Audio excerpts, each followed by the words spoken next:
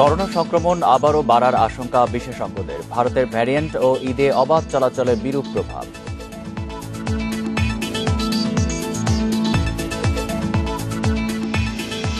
দ্বিতীয় ঢেউয়ে ৩১ থেকে ৪০ বছরের মধ্যে মৃত্যুহার সবচেয়ে বেশি। করোনার অচেনা রূপ বলছেন চিকিৎসকেরা।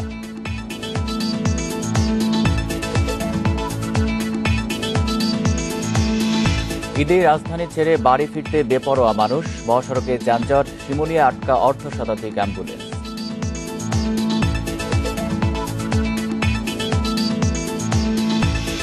কাজ অর্ধেকও শেষ না করে ৪১০ কোটি টাকা তুলে নিয়েছে ফ্লোরা টেলিকম। অসমাপ্ত অটোমেশন নিয়ে বিপাকে অগ্রণী ব্যাংক।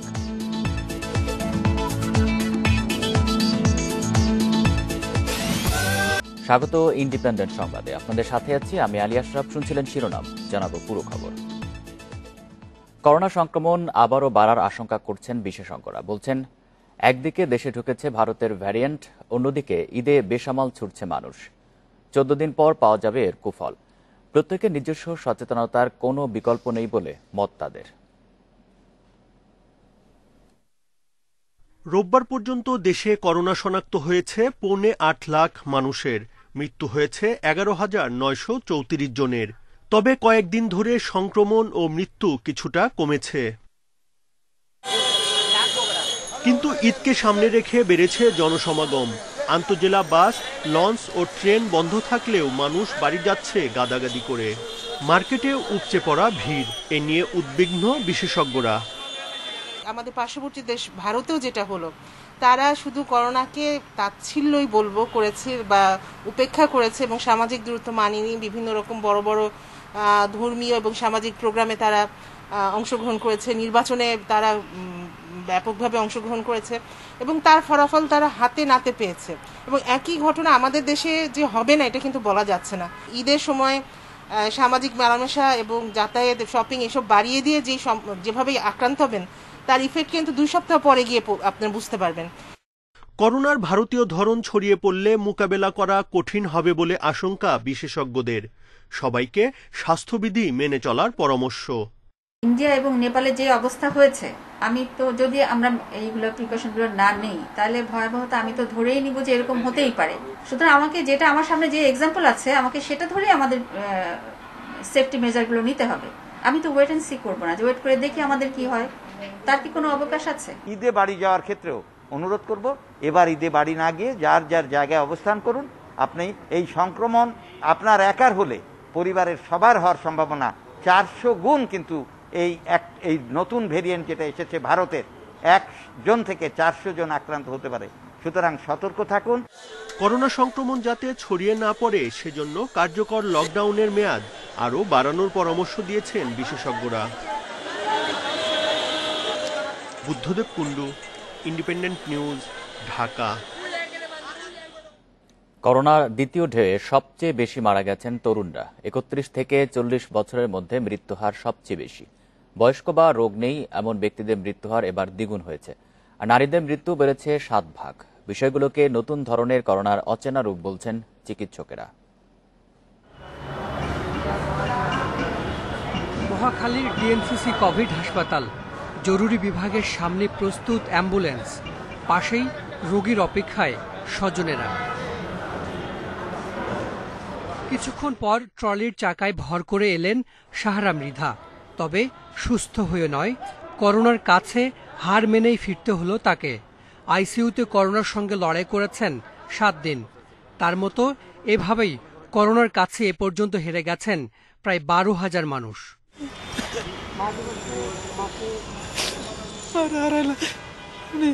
7 দিন ভর্তি ছিলেন আইসিইউতে। 7 দিন থাকার পর আজকে মারা গেছেন সকাল 9:30টার সময়। আইসিডিডিআরবির তথ্য মতে দেশে এখন করোনার সাউথ আফ্রিকার ধরন 95 ভাগ। মার্চ ও এপ্রিলে ভয়াবহ রূপ নেয় করোনা। এপ্রিলে মারা গেছেন 2,400 জন। স্বাস্থ্য বাতায়নের তথ্য বলছে, গত বছরের তুলনায় এবছর 10 থেকে 20 বছর বয়সীদের মৃত্যুহার দ্বিগুণ। 20 থেকে 30 বছর বয়সীদের মৃত্যু বেড়েছে 6 গুণ, আর 30 থেকে 40 বছরের মৃত্যুহার বেড়েছে 5 গুণ।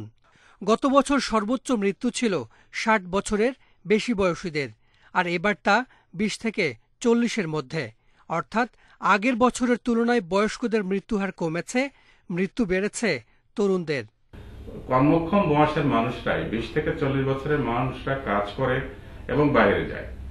এই ইয়াং পপুলেশন যদি রোগ প্রতিরোধ করতে আমরা না পারি, যদি আমরা দীর্ঘমেয়াদী অসুখের মাঝে চলে যাই, তাহলে শুধু রোগে যেমন আমরা আক্রান্ত হয়ে থাকবো, তার থেকে বড় ক্ষতি হবে অর্থনৈতিক প্রবৃদ্ধির জায়গায় বড় রকম ক্ষতি হতে পারে। তবে আশার কথা, যারা অন্যান্য রোগে ভুগছেন এমন রোগীর করোনায় মৃত্যুহার কমেছে।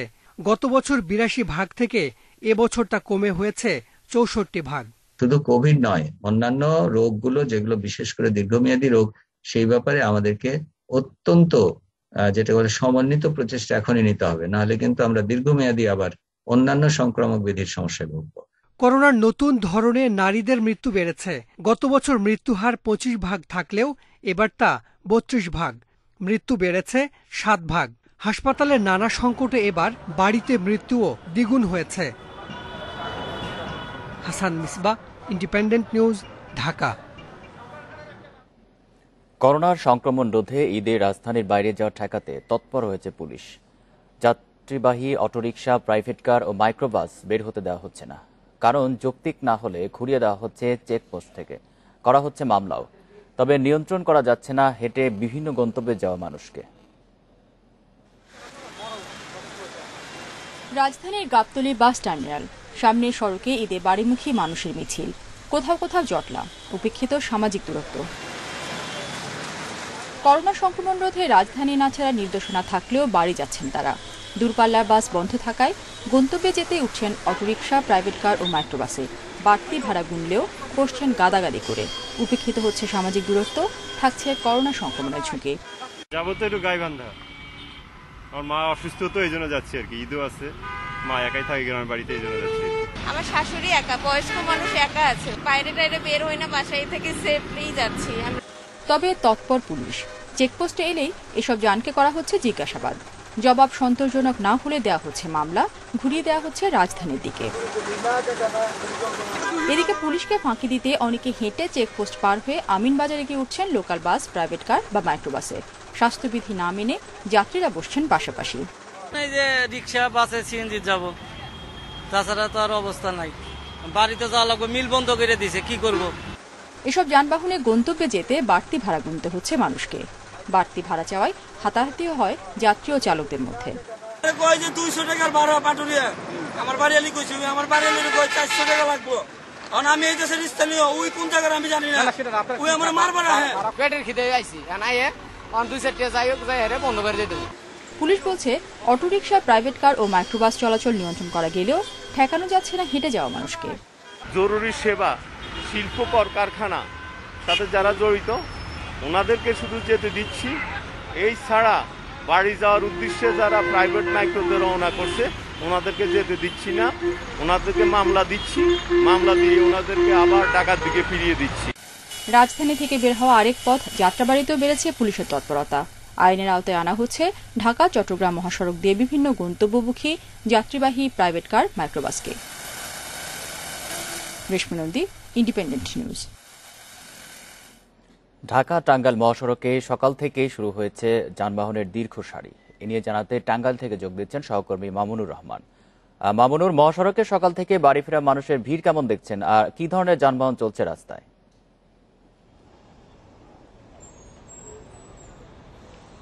সকাল থেকে কিন্তু এই ঢাকা টাঙ্গাইল বঙ্গবন্ধু মহাসড়কে কিন্তু যানবাহনের অনেক আধিক্য দেখতে পাচ্ছি, যে কারণে মহাসড়কে কিন্তু গাড়ির দীর্ঘ সারি রয়েছে। আমি যে জায়গাটাতে দাঁড়িয়ে আছি এটা হচ্ছে সল্লা নামক জায়গা।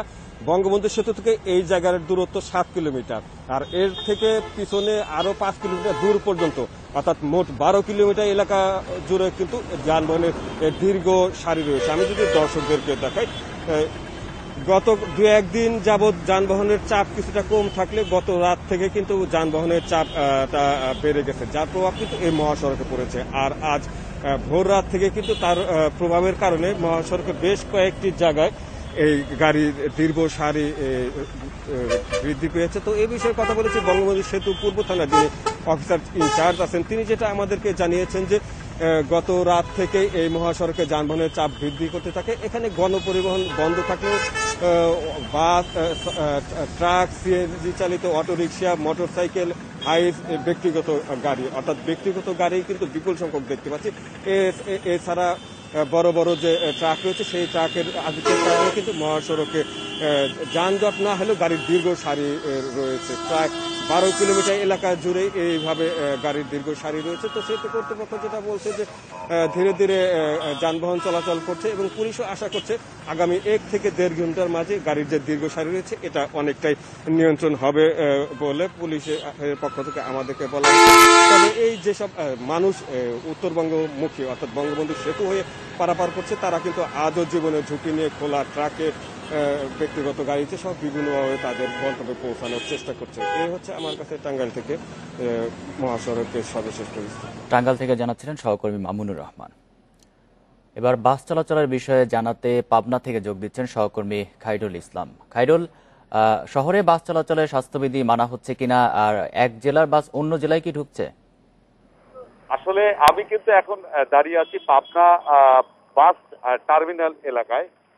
এখানে আমি একটু দেখাতে চাই, সেটা হচ্ছে যে পাবনায় কিন্তু বিভিন্ন জেলার পাবনা জেলার বিভিন্ন উপজেলার মধ্যে কিন্তু বাসগুলো চলাচল করছে। আমি সকাল থেকে এসে দেখতে পেয়েছি যে কোনো আসলে পাবনা থেকে অন্য কোথাও কোনো জেলায় আসলে বাস চলাচল করেনি এবং এই জেলার মধ্যে সীমাবদ্ধ রয়েছে এবং অন্যান্য কোনো জেলার আসলে বাস পাবনায় আসেনি।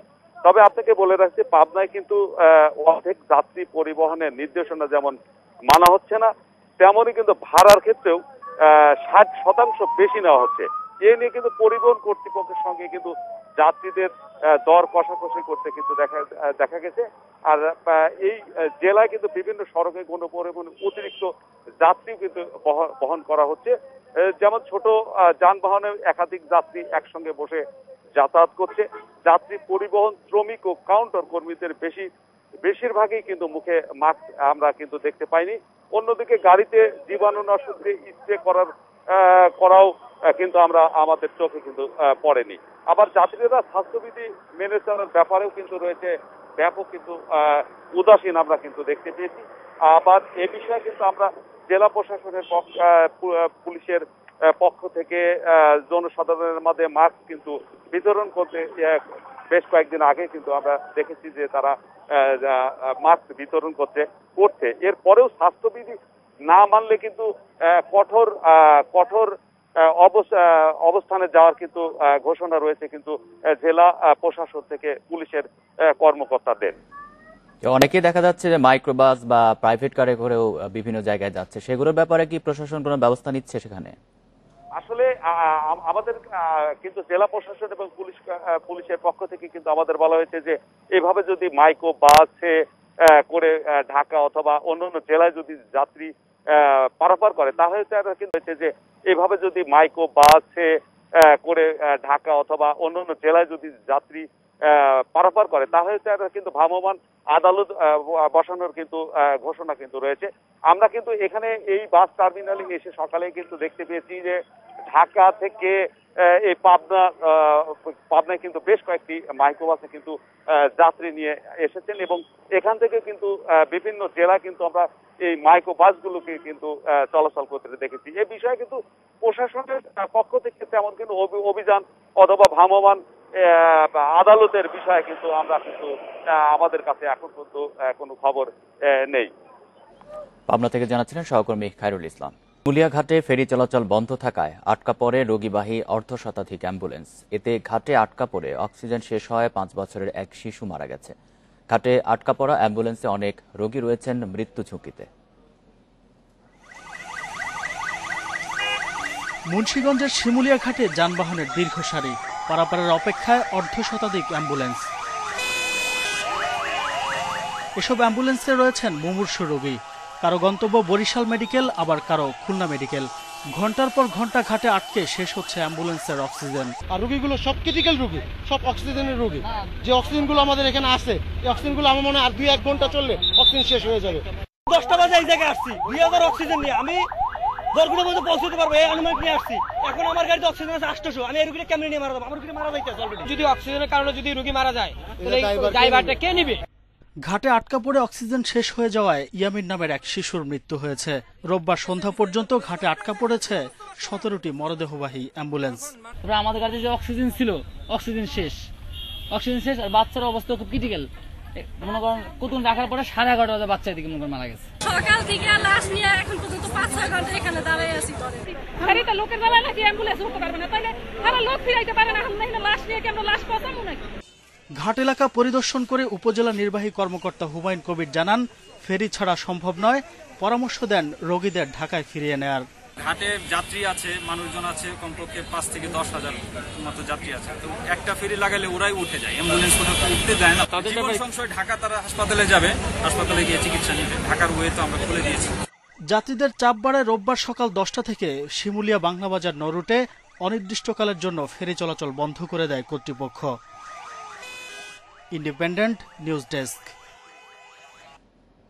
অগ্রণী ব্যাংকের অটোমেশনের কাজ অর্ধেকও শেষ না করে 410 কোটি টাকার বিল তুলে নিয়েছে ফ্লোরা টেলিকম। এদিকে অসমাপ্ত সিস্টেম নিয়ে বিপাকে ব্যাংকটি। কাজ চলছে অর্ধেক ডিজিটাল আর অর্ধেক কাগজে। অনিয়মের বিষয়টি খতিয়ে দেখছে দুর্নীতি দমন কমিশন ও সিআইডি। তদন্তকারীরা বলছেন, দুর্নীতির অভিযোগ আনা হতে পারে ফ্লোরা টেলিকমের চেয়ারম্যান এবং ব্যাংকের কয়েক কর্মকর্তার বিরুদ্ধে। প্রযুক্তির ব্যবহারে ব্যাংকিং সেবা আধুনিকায়নের উদ্যোগ নিয়েছিল অগ্রণী ব্যাংক। মোট 499 কোটি টাকার অটোমেশনের কাজ পায় ফ্লোরা টেলিকম লিমিটেড। চুক্তি হয় সুইজারল্যান্ডের টেমোনাস কোম্পানির কোর ব্যাংকিং সফটওয়্যার বা সিবিএস স্থাপন করার। তবে 2018তে শুরু হয়ে এখন পর্যন্ত মাত্র 47% কাজ শেষ হলেও 410 কোটি টাকার বিল তুলে নিয়েছে ফ্লোরা। এদিকে অসমাপ্ত সফটওয়্যার সেটআপ নিয়ে বেকায়দায় অগ্রণী ব্যাংক। অর্ধেক কাজ ডিজিটাল পদ্ধতিতে চললেও বাকিটা হচ্ছে কাগজে কলমে। এ বিষয়ে ব্যাংকটির ব্যবস্থাপনা পরিচালকের সাথে একাধিকবার যোগাযোগ করার চেষ্টা করা হলেও কোনো মন্তব্য পাওয়া যায়নি।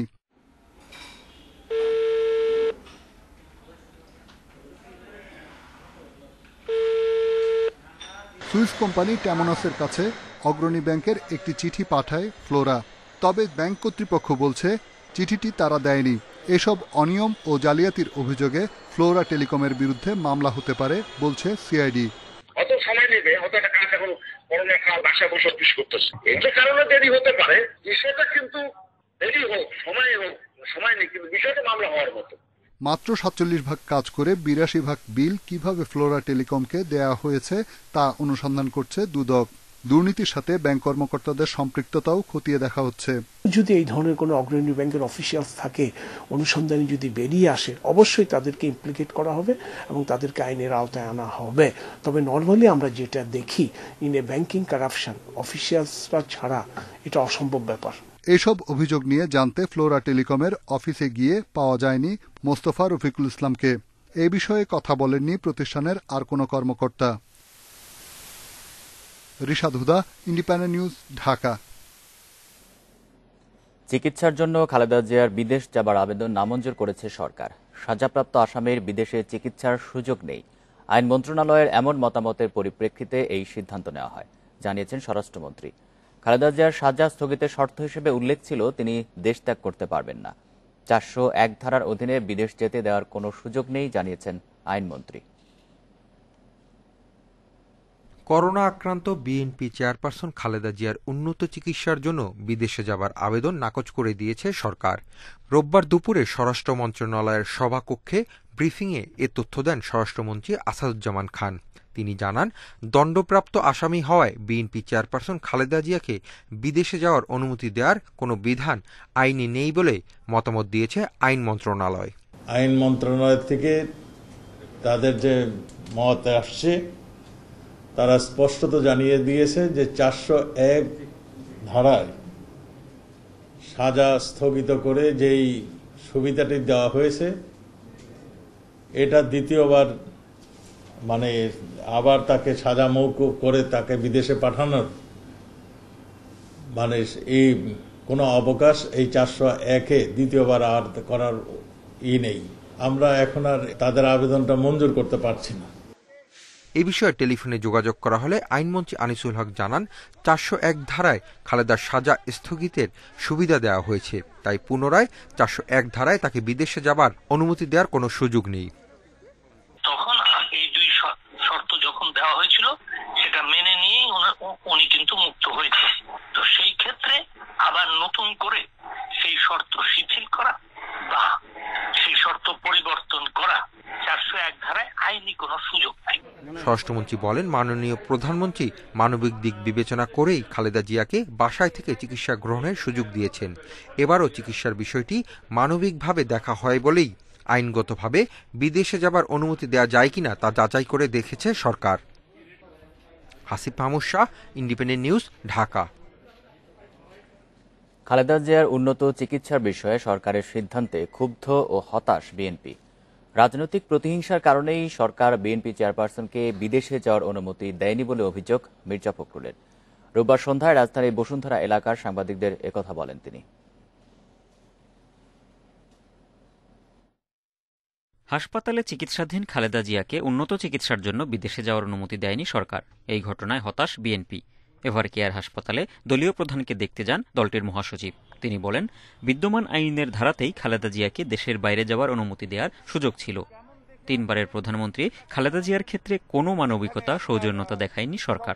দুর্ভাগ্য আমাদের যে আজকে সরকার ঠিক তাদের যে প্রতিহিংসামূলক যে রাজনীতি, সেই রাজনীতিকে চরিতার্থ করতেই তারা এখন এই ধরনের সিদ্ধান্ত দিচ্ছেন। আপনারা দেখুন, এখানে যে ধারাতে তাকে তারা আপনার এই সাজা স্থগিত করেছে, ওই ধারাতেই কিন্তু তাকে বিদেশে যাওয়া বা একেবারেই সাজা দণ্ড মকুব করার যথেষ্ট পরিমাণ সুযোগ সেই আইনের মধ্যে দেওয়া আছে।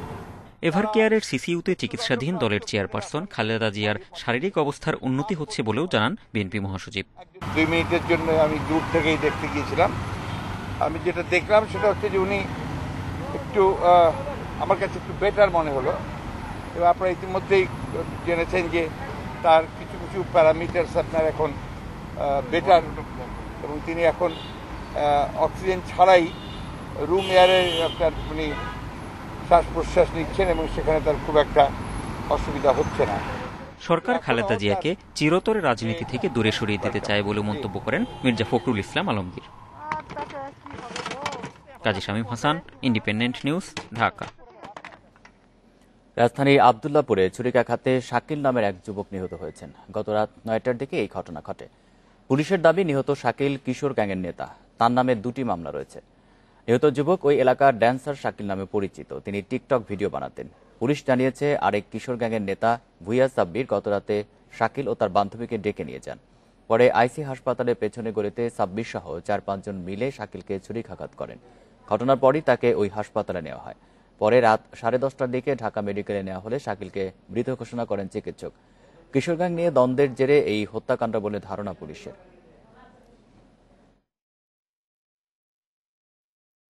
কিশোর গ্যাংয়ের সদস্য যে মারা গেছে, এর নাম ড্যান্সার শাকিল। হ্যাঁ, ওদের লিডার ছিল। এর কাছের বন্ধুই এই ঘটনা ঘটাইছে, যতটুকু আমরা প্রাথমিকভাবে জানতে পারছি। দেশে জেলা শহরগুলোর করোনা ঝুঁকির মাঝেই বিপণী বিতান ও শপিং মলে ঈদ কেনাকাটার ভিড়। মাস্ক পরা ও সামাজিক দূরত্ব মানছে না অনেকেই। স্বাস্থ্যবিধি মেনে মার্কেট খোলার নির্দেশনা থাকলেও তা মানা হচ্ছে না বেশিরভাগ স্থানে। সামনেই তাই সরকারি বিধিনিষেধের মধ্যেও বিপণী বিতান ও শপিং মলে ব্যাপক ক্রেতা সমাগম। কেনাকাটার ভিড়ে স্বাস্থ্যবিধির নির্দেশনা মানার সুযোগ থাকছে না। সেই সাথে অনেক ক্রেতা বিক্রেতা এমনকি মাস্কও পরছেন না। বরিশালে নগরীর শপিং মল আর মার্কেটগুলোতে উঠেছে বাহারি ডিজাইনের পোশাক। ঈদবাজারের ভিড় দেখে বোঝার উপায় নেই দেশে করোনা মহামারী চলছে। তবে স্বাস্থ্যবিধি নিশ্চিতে ভ্রাম্যমাণ আদালতের অভিযানও চলছে। তো অনেক ভিড়, এখন এতে লকডাউন দেওয়া না দেওয়া সমান কথা। এটা অনেক বেশি ভালো হয়েছে, সেটা হচ্ছে 3 পিস টপস, আর শাড়িটা খুবই ভালো প্রাইজের তুলনায়। সবাই যেহেতু শপিং করতে সেটা আমরা না করতে পারছি না, কিন্তু যেন সবাই মাস্কটা পরে। আর টপস আর শাড়িটা খুবই ভালো প্রাইজের তুলনায়। সবাই যেহেতু শপিং করতে সেটা আমরা না করতে পারছি না, কিন্তু যেন সবাই মাস্কটা পরে আর একটু দূরত্ব মেনটেন করে সেটার জন্য চেষ্টা করছি। কেনাকাটায় ভিড় বেড়েছে বাগেরহাট, চুয়াডাঙ্গা, সাতক্ষীরা, ঝিনাইদহ, হবিগঞ্জে। তৈরি পোশাক, জুতা, প্রসাধনীর দোকানগুলোতে বেশি ক্রেতা সমাগম। ভিড়ের প্রকোপটা অনেক বেশি, যেখানে স্বাস্থ্যবিধি পুরোপুরি মেনে চলা যাচ্ছে না। এই যে অবস্থায় যে কোনো লকডাউনের কোনো নিয়ম কানুনই নাই, কেউ মানতেছেই না জনগণ। খুলনা, রাজবাড়ী, টাঙ্গাইল ও সিরাজগঞ্জের মার্কেটগুলোতে গাদাগাদি করে চলছে ঈদের কেনাকাটা। তবে পণ্যের বিক্রি ভালো হয় খুশি দোকানিরা। আজকে একটু কাস্টমার উঠছে আর কি, এই জন্য একটু বেচা কেনা কিছু হইব হয়তো। দীর্ঘ লকডাউনের ক্ষতি পোষাতে ঈদের আগে মার্কেটে বেচা কেনার সময় বাড়ানোর দাবি করেছেন ব্যবসায়ীরা। সোহেলি জাহান, ইন্ডিপেন্ডেন্ট নিউজ ডেস্ক। সংস্কারের অভাবে বান্দরবানের বিভিন্ন সড়কে অধিকাংশ বেইলি সেতু চরম ঝুঁকিপূর্ণ হয়ে পড়েছে। কোনোটির নিচে বালু ফেলে আবার কোনোটি গাছের গুঁড়ি দিয়ে আটকে রাখা হয়েছে। এসব সেতুর ওপর দিয়ে ঝুঁকি নিয়ে প্রতিদিন চলাচল করছে হাজারো যানবাহন। এতে যে কোনো সময় বড় ধরনের দুর্ঘটনার আশঙ্কা করছেন স্থানীয়রা।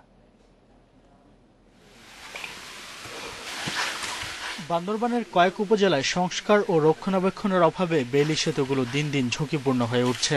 কোথাও ধসে পড়ছে, কোথাও খুলে পড়ছে পাটাতন। জরাজীর্ণ এসব সেতু দিয়ে প্রতিদিন চলাচল করছে হালকা ও ভারী যানবাহন। দ্রুত সংস্কার করা না হলে সেতু ভেঙে যে কোনো সময় বন্ধ হয়ে যেতে পারে যোগাযোগ ব্যবস্থা। ঘটতে পারে মারাত্মক দুর্ঘটনাও। ব্রিজটা ঝুঁকিপূর্ণ, এখানে গাছের ট্রাক, এখানে অতি জোরে 5 টনের নিচে কোনো গাড়ি পারাপার হতে পারে না। আমরা অনেক ঝুঁকিপূর্ণ নিয়ে পারাপার হচ্ছি।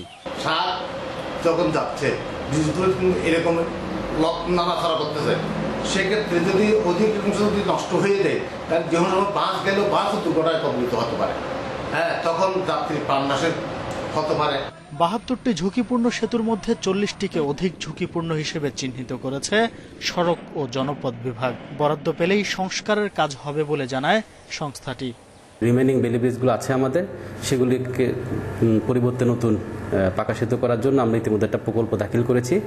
আমরা আশাবাদী প্রকল্পটি দ্রুতই হয়তো অ্যাপ্রুভ হয়ে যাবে। দুর্ঘটনা রোধে ঝুঁকিপূর্ণ সেতুগুলোর দ্রুত সংস্কার চান এলাকাবাসী। Independent news desk. ঈদের সময় স্বাস্থ্যবিধি মেনে অ্যামিউজমেন্ট পার্ক খুলে দেওয়ার দাবি জানিয়েছেন ব্যবসায়ীরা। প্রায় 1.5 বছর ধরে ব্যবসায় মন্দা চলায় শ্রমিক কর্মচারীদের বেতন দিতে হিমশিম খাচ্ছেন বলে জানান তারা। এছাড়া দীর্ঘদিন ব্যবহার না হওয়ায় বিভিন্ন যন্ত্রাংশ নষ্ট হওয়ার আশঙ্কাও তাদের। কর্মচারীদের বেকার হওয়া ঠেকাতে সতর্কতা মেনে পার্ক খুলে দেওয়ার পরামর্শ পর্যটন বিশেষজ্ঞদের। গত বছর মার্চে করোনা মহামারী দেখা দেওয়ার পর 6 মাসের বেশি সময় বন্ধ থাকে বিনোদন কেন্দ্রগুলো। ডিসেম্বর থেকে 3 মাস খুলে দেয়া হলেও তেমন সাড়া মেলেনি। এবছর মার্চে ফের করোনা সংক্রমণ বাড়ায় প্রায় 1 মাস ধরে বন্ধ অ্যামিউজমেন্ট পার্কগুলো। দীর্ঘদিন ঠিকমতো ব্যবহার না হওয়ায় রাইডগুলোর যন্ত্রাংশ নষ্ট হচ্ছে বলে জানান ব্যবসায়ীরা। ঈদের আগে ব্যবসা খুলে দেয়া না হলে বার্ষিক আয় 30 ভাগ কম হবে বলে আশঙ্কা তাদের। অন্যান্য সেক্টরের মতো যদি আমাদেরকেও একটু পারমিশন দেয় করার জন্য, পার্কগুলো অপারেট করার জন্য, তাহলে কিন্তু এই যে ব্যাপক অংশের লসটা যেটা হয়েছিল বা এখন যে চাকরি হারানোর সংখ্যা যেটা তৈরি হয়েছে, সেটা কিন্তু অনেকাংশেই কমে যাবে। পর্যটন বিশেষজ্ঞরা বলছেন, দীর্ঘদিন ব্যবসায় মন্দা থাকায় টিকে থাকার চ্যালেঞ্জে পর্যটন ব্যবসায়ীরা। তাই স্বাস্থ্যবিধি মেনে ব্যবসা চালুর বিষয়টি বিবেচনার পরামর্শ তাদের। অনেকেরই ইনকাম এখন অর্ধেকের কোঠে চলে এসেছে, তাদের পরিবার পরিজন নিয়ে চলাটা এখন কষ্টসাধ্য হয়ে পড়েছে। সীমিত পরিসরের পর্যটন চালু করে সেই পর্যটন সংশ্লিষ্ট যে মানুষগুলো রয়েছে তাদের যে জীবিকা বাঁচানোর জন্য আমরা সেটি করতে পারি। ডিস্ট্রিক্ট কমিটি আছে জেলা প্রশাসকের নেতৃত্বে, জেলা প্রশাসক মহোদয় উনি ওই এলাকার করোনা সংক্রমণের অবস্থা বুঝবেন, উনি বিশ্লেষণ করবেন। তার জন্য কমিটি আছে একটা, তারা যখন মনে করবে যে কোথাও কোনো পর্যটন কেন্দ্র খুলে দেওয়া প্রয়োজন, তারা খুলে দেবে।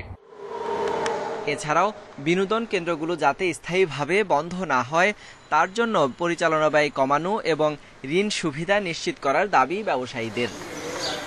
Sohel Rana, independent News, Dhaka.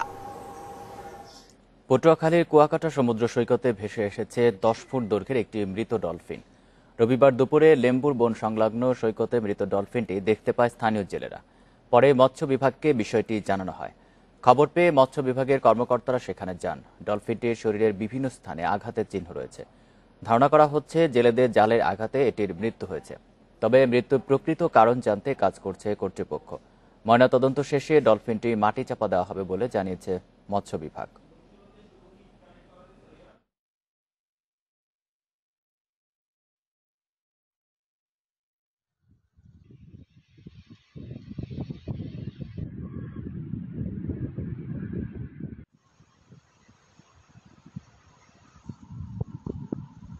বিশ্বে করোনায় মৃতের সংখ্যা ৩৩ লাখ ছাড়িয়েছে। আক্রান্তের সংখ্যা ১৫,৮৯,০০,০০০ বেশি।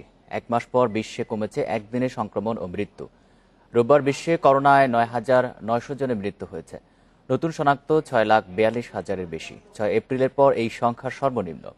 ৪ দিন পর ভারতে দৈনিক আক্রান্তের সংখ্যা নেমেছে ৪ লাখের নিচে। রোববার দেশটিতে শনাক্ত হয়েছে ৩,৬৬,৪৯৯ জন। প্রাণ গেছে ৩,৭৪৮ জনের। এই সংখ্যা এক সপ্তাহে সর্বনিম্ন। এক বছর পর সর্বনিম্ন শনাক্ত ও মৃত্যু হয়েছে যুক্তরাষ্ট্রে। রোববার দেশটিতে আক্রান্তের সংখ্যা ২২,২২২ জন। ২৪ ঘন্টায় দেশটিতে মৃত্যু হয়েছে ২৪১ জনের।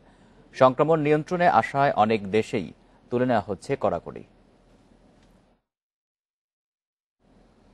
আগস্টের মধ্যে ভারতে করোনায় মৃত্যু ১০ লাখ ছাড়াবে। যুক্তরাষ্ট্রের ইউনিভার্সিটি অব ওয়াশিংটনের স্বাস্থ্য বিষয়ক গবেষণা সংস্থা IHMEর বরাতে এই তথ্য দিয়েছে মেডিকেল জার্নাল দ্য ল্যান্সেট। এদিকে দেশটির করোনা পরিস্থিতিকে মানবসৃষ্ট উল্লেখ করে সতর্কতার পরও মোদী সরকার কার্যকর পদক্ষেপ নেয়নি বলে উঠে আসে জার্নালে। করোনা মহামারী শুরুর পর কড়া লকডাউন জারি করে প্রথম দফার সংক্রমণ সামলে উঠতে পারলেও দ্বিতীয় দফার সংক্রমণে বিপর্যস্ত পৃথিবীর সবচেয়ে ঘনবসতিপূর্ণ দেশ ভারত। প্রতিদিন কল্পনাতীত মৃত্যু ও আক্রান্তের রেকর্ড হচ্ছে দেশটিতে। আর ভারতের এই পরিস্থিতির জন্য মোদী সরকারকে দায়ী করেছে আন্তর্জাতিক মেডিকেল জার্নাল দি ল্যান্সেট। সম্প্রতি এক প্রতিবেদনে দেশের এই পরিস্থিতিতে মোদী সরকারের ভূমিকা ও দেশবাসীর প্রতি কেন্দ্রীয় সরকারের এই মনোভাব ক্ষমার অযোগ্য বলে মন্তব্য করা হয়েছে। বিজ্ঞানীরা বারবার দ্বিতীয় দফার পূর্বাভাস দিলেও কোনো ব্যবস্থা নেয়নি মোদী সরকার। এপ্রিলের আগ পর্যন্ত দেশটির সরকারের কোভিড-১৯ টাস্ক ফোর্স কয়েক মাস ধরে বৈঠকেও বসেনি। সেই উদাসীনতার ফলই এখন দেশটির জনগণ ভোগ করছে বলে জানিয়েছে ল্যান্সেট।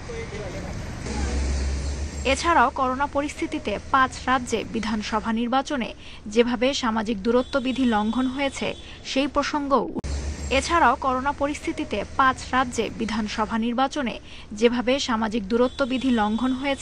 সেই প্রসঙ্গও উঠে এসেছে ল্যান্সেটের প্রতিবেদনে। জার্নালে লেখা হয়েছে, দেশের মধ্যে সংক্রমণ হাতের বাইরে চলে যেতে পারে জেনেও কুম্ভ মেলার মতো ধর্মীয় অনুষ্ঠানের অনুমতি দিয়েছে সরকার। তাতে দেশের বিভিন্ন প্রান্তের অন্তত ৭০ লাখ মানুষ সমবেত হয়। এর পাশাপাশি চলেছে বড় বড় রাজনৈতিক সভা, দিল্লির কৃষক আন্দোলন। শুধু তাই নয়, কেন্দ্রের ভ্যাকসিন নীতি ও টিকাকরণে ধীরগতির জন্য মোদীকেই দোষারোপ করেছে ল্যান্সেট। এদিকে ল্যান্সেট ছাড়াও অস্ট্রেলিয়া, ব্রিটেনের গণমাধ্যমে ভারত জুড়ে সংক্রমণের দ্বিতীয় ঢেউ মোকাবেলায় মোদী সরকারের ব্যর্থতার তীব্র সমালোচনা চলছে। সেই সাথে নেহায়েত পরিকল্পনার অভাবে আন্তর্জাতিক ত্রাণ সরবরাহেও ধীর গতি দেখা দিয়েছে বলে সমালোচিত হচ্ছে ভারত সরকার। Lutfa Fauzia, Independent News. জ্বালানি তেলের সরবরাহ পাইপলাইনে সাইবার হামলার জেরে যুক্তরাষ্ট্রে জরুরি অবস্থা জারি করলেন মার্কিন প্রেসিডেন্ট জো বাইডেন। শুক্রবার থেকেই কলোনিয়াল পাইপলাইনে জ্বালানি সরবরাহ বিঘ্নিত হতে থাকে। শনিবার সাইবার হামলার বিষয়টি নিশ্চিত করে কর্তৃপক্ষ। ডার্কসাইট নামে গ্যাংটি কলোনিয়াল নেটওয়ার্কে ১০০ জিবি তথ্য আটকে ফেলেছে বলে জানিয়েছে বিবিসি। পাইপলাইনের সংবেদনশীল তথ্য রক্ষায় কার্যক্রম বন্ধের সিদ্ধান্ত নেয় কর্তৃপক্ষ। প্রতিদিন ২৫ লাখ ব্যারেল জ্বালানি এই পাইপলাইন দিয়ে সরবরাহ করা হয়। জরুরি অবস্থা জারির ফলে সড়কপথে জ্বালানি সরবরাহের সুযোগ সৃষ্টি হয়েছে। বিশেষজ্ঞদের ধারণা, এই ঘটনার জেরে ২ থেকে ৩% বাড়তে পারে জ্বালানি তেলের দাম। পশ্চিমবঙ্গে নতুন মন্ত্রিসভার শপথ আজ। করোনার কারণে ছোট পরিসরের শপথ গ্রহণ অনুষ্ঠান হবে রাজভবনে। অনুষ্ঠানে থাকবেন সর্বোচ্চ ৫০ অতিথি। স্থানীয় সময় সোমবার বেলা 11:15টায় শপথ নেবেন ৪৩ জন মন্ত্রী। শপথ পড়াবেন রাজ্যপাল জগদীপ ধনখড়। রোববার মন্ত্রীর তালিকা রাজভবনে জমা দেন পশ্চিমবঙ্গের মুখ্যমন্ত্রী মমতা ব্যানার্জি। এর মধ্যে পূর্ণমন্ত্রী ২৪ জন আর বাকি ১৯ প্রতিমন্ত্রীর মধ্যে ১০ জন পাচ্ছেন স্বাধীন দপ্তর, ১৬ জন নতুন মুখ। এদিকে নির্বাচনে প্রার্থী না হলেও আবারও মন্ত্রী হিসেবে শপথ নিচ্ছেন সাবেক অর্থমন্ত্রী অমিত মিত্র। গত বুধবার মুখ্যমন্ত্রী হিসেবে তৃতীয়বার শপথ নেন মমতা ব্যানার্জি।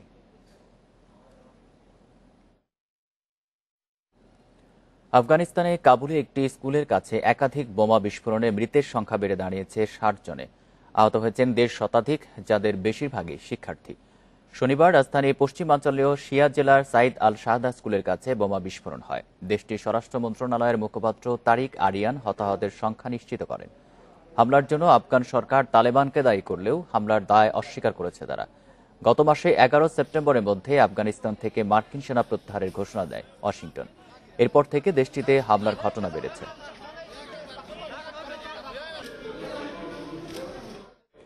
শ্রীলঙ্কা নবীন দল হলেও যথেষ্ট শক্তিশালী হবে। হোমে কন্ডিশনে তাদের বিপক্ষে সিরিজ জেতা উচিত বলছেন খালেদ মাহমুদ সুজন।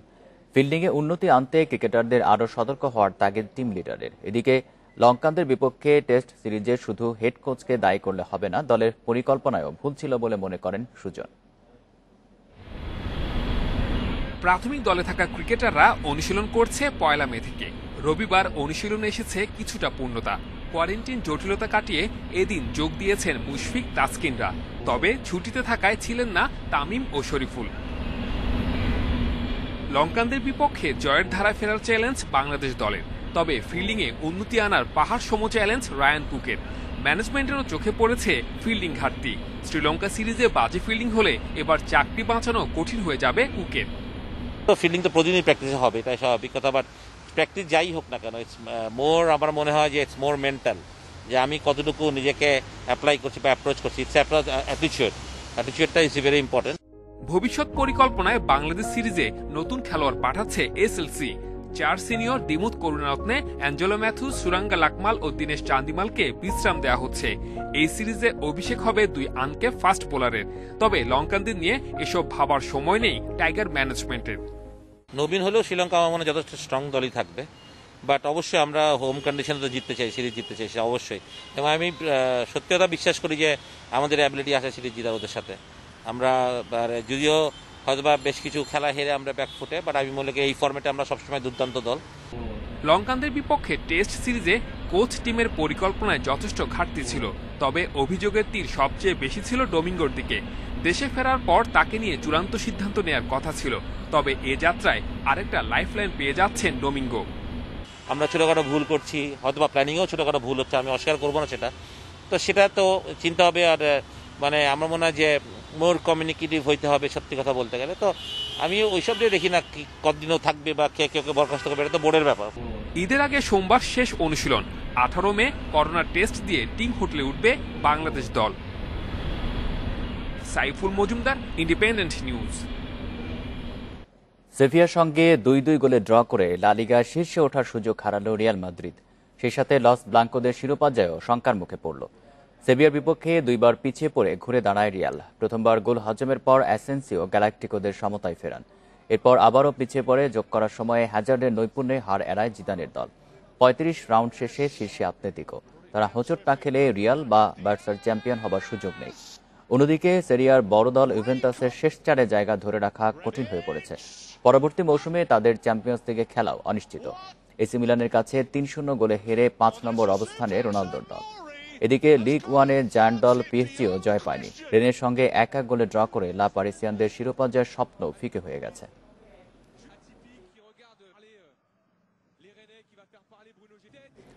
আশা শেষ। স্থগিত আইপিএল ভারতে হওয়ার কোনো সম্ভাবনা দেখছেন না বিসিসিআই সভাপতি সৌরভ গাঙ্গুলি। ব্যস্ত সূচির কারণে আইপিএলের জন্য জায়গা খুঁজে পাওয়া মুশকিল। টুর্নামেন্টের বাকি অংশ ইংল্যান্ডে হওয়ার গুঞ্জনও উড়িয়ে দিয়েছেন সৌরভ।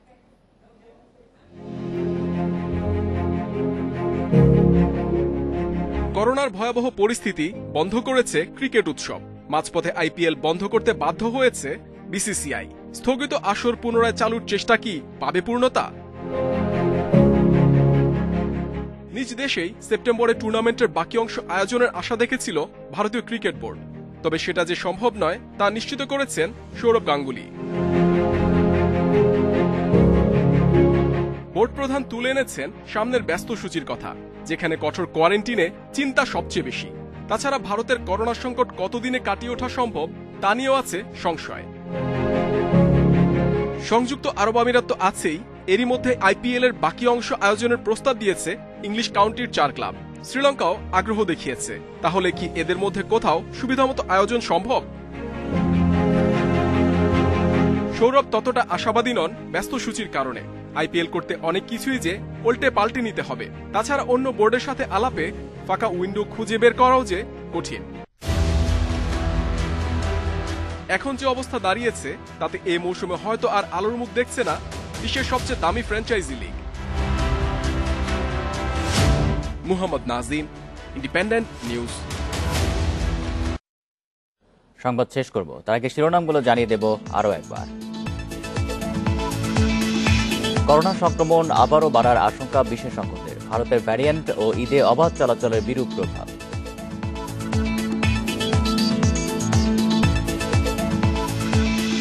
দ্বিতীয় ঢেউয়ে ৩১ থেকে ৪০ বছরের মধ্যে মৃত্যুহার সবচেয়ে বেশি। করোনার অচেনা রূপ বলছেন চিকিৎসকেরা।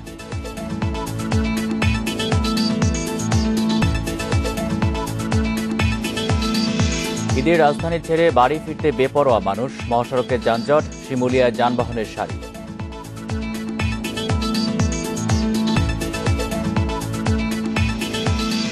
কাজ অর্ধেকও শেষ না করে ৪১০ কোটি টাকা তুলে নিয়েছে ফ্লোরা টেলিকম। অসমাপ্ত অটোমেশন নিয়ে বিপাকে অগ্রণী ব্যাংক।